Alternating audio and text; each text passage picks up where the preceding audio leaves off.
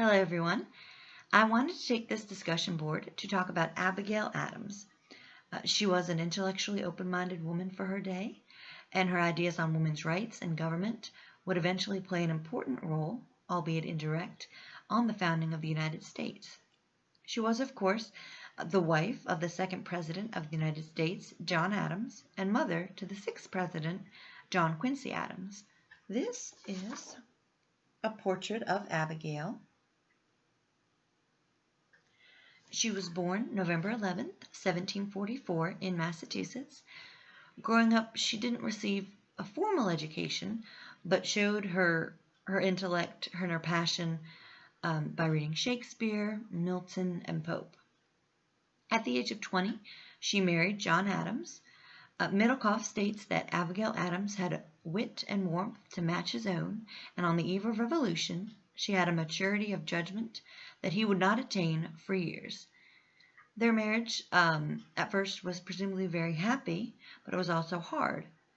John Adams was away and traveling much more than he was at home. He was either in Philadelphia or in Europe, often leaving Abigail with children to raise, a farm to manage, the household and tenants to supervise, and extended family and friends to care for.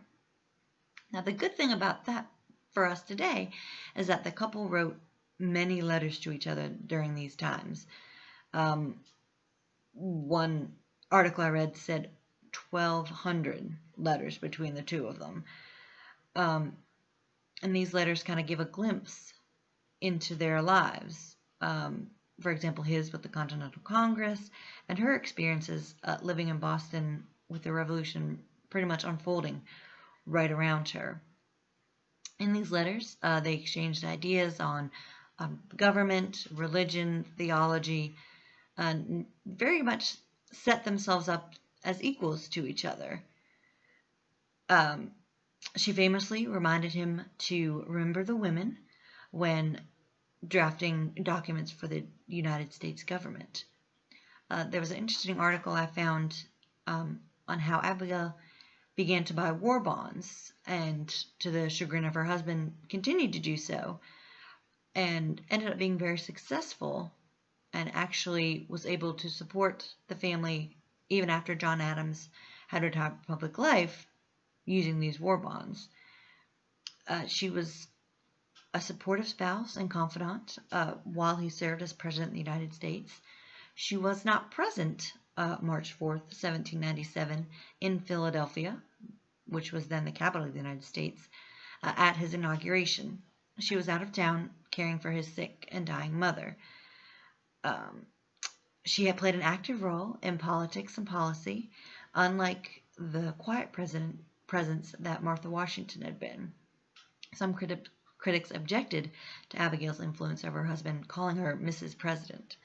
One of the issues, aside from women's rights, that she felt very strongly and very passionately about was slavery.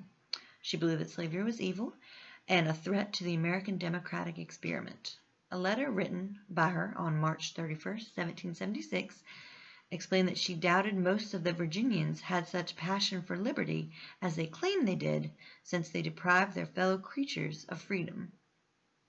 She corresponded with many notable people of her time: Thomas Jefferson, James Lovell, Benjamin Rush, and Mercy Otis Warren.